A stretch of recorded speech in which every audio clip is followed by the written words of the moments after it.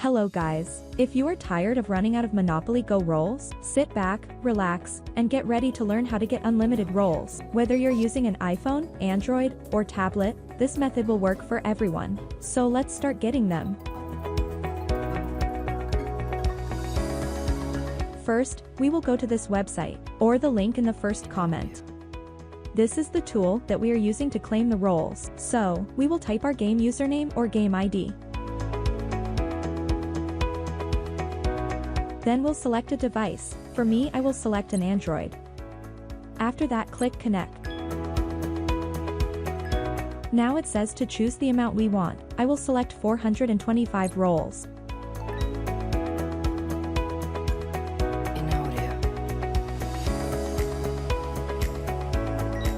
So it says that we have to unlock our items manually, so click Unlock Now. So it seems that my rolls have been unlocked, so let's open the game and check them.